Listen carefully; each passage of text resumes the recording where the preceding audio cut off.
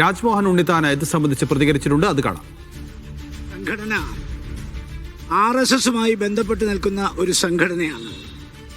ആ സംഘടനയെക്കുറിച്ച് ഒരുപാട് പരാതികൾ ഉയർന്നു വന്നിട്ടുണ്ട്. ഒരുപാട് വിവാദങ്ങളിൽ ആ സംഘടന പെട്ടിട്ടുണ്ട്. പാലക്കാട് ജില്ലയിലെ അട്ടപ്പാടിയിൽ ആദിവാസികളുടെ ഭൂമി തട്ടിച്ചതുമായി ബന്ധപ്പെട്ടൊരു പരാതി നിലനിൽക്കുന്നുണ്ട്.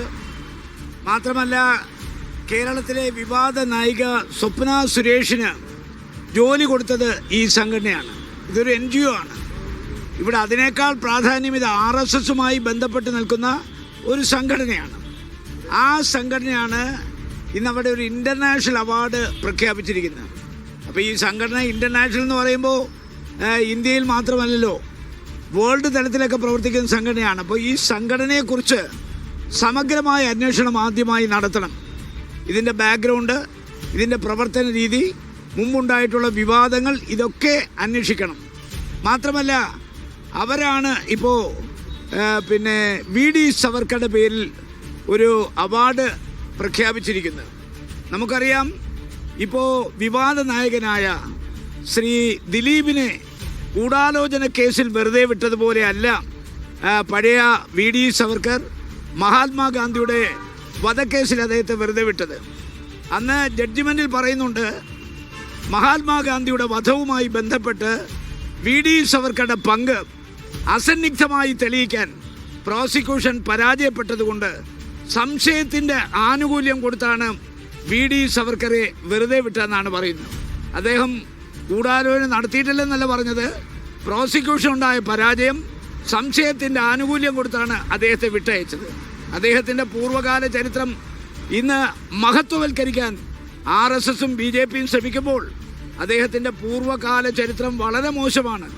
മഹാത്മാഗാന്ധിയുടെ വധവുമായി ബന്ധപ്പെട്ട കാര്യത്തിൽ മാത്രമല്ല, ഇന്ത്യയുടെ ദേശീയ സ്വാതന്ത്ര്യ സമരത്തിൽ കോൺഗ്രസ് നേതാക്കൾ പ്രതികരണം നൽകിയിട്ടുണ്ട്.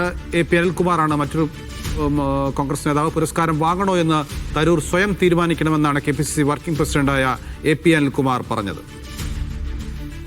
ഞാൻ അതിനെക്കുറിച്ച് വ്യക്തിപരമായ അഭിപ്രായം എനിക്കുണ്ട്. ഞാനത് മീഡിയയ്ക്ക് മുമ്പിൽ പറയാൻ ആഗ്രഹിക്കുന്നില്ല. ഒരു കാര്യം ഉണ്ട്, അദ്ദേഹം AICCയുടെ വർക്കിംഗ് കമ്മിറ്റി മെമ്പറാണ്. അപ്പോൾ അതുകൊണ്ട് AICC ആണ് അതിനകത്ത് അത്തരം കാര്യങ്ങളിലൊക്കെ തീരുമാനം പറയേണ്ടത്. പക്ഷേ ഇത്തരത്തിലുള്ള ഒരു അവാർഡ് സ്വീകരിക്കുന്നത് അത് ഗുണകരമാണോ അല്ലയോ എന്നുള്ളത് തീരുമാനിക്കേണ്ടത് അദ്ദേഹമാണ്.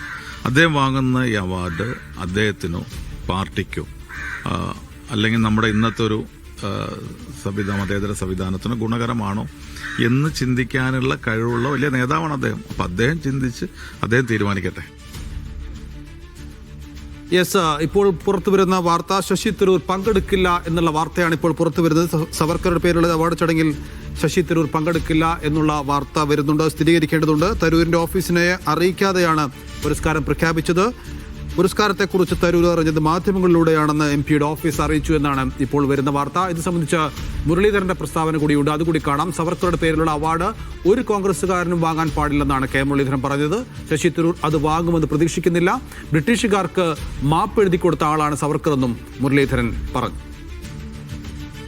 വീര സവർക്കറുടെ പേരിൽ ഉള്ള ഒരു അവാർഡും പാർട്ടി സ്വീകരിക്കാൻ പാടില്ല. കാരണം സവർക്കർ ബ്രിട്ടീഷുകാർക്ക് മാപ്പ് എഴുതി കൊടുത്തു പോയാണ്. അങ്ങനെയുള്ള ഒരു വ്യക്തിയുടെ പേരിൽ ഒരു കോൺഗ്രസ്സുകാരനും അവാർഡ് വാങ്ങാൻ പാടില്ല. അത് പാർട്ടിക്ക് ഒരു അവമാനം ഉണ്ടാക്കും. ശശി തരൂർ അത് ചെയ്യും എന്ന് ഞാൻ പ്രതീക്ഷിക്കുന്നില്ല. ഞാൻ പറയാം, സവർക്കറുടെ പേരിലുള്ള ഒരു അവാർഡും ഒരു കോൺഗ്രസ്സുകാരനും സ്വീകരിക്കാൻ പാടില്ല എന്നാണ് എൻ്റെ അഭിപ്രായം. ഏതായാലും ഇന്നലെ അദ്ദേഹം വന്നു, പാർലമെന്റിന്റെ ഇടയിൽ തിരക്കിലും വന്ന് അദ്ദേഹം കോൺഗ്രസിന് വോട്ട് ചെയ്യുമ്പോൾ സ്വാഭാവികമായിട്ടും അദ്ദേഹം കോൺഗ്രസിന് പുറത്തു പോകാൻ ആഗ്രഹിക്കുന്നില്ല എന്നാണല്ലോ വ്യക്തമാകുന്നത്. പക്ഷേ സവർക്കറുടെ പേരിൽ ഒരു അവാർഡ് സ്വീകരിക്കാൻ പാടില്ല.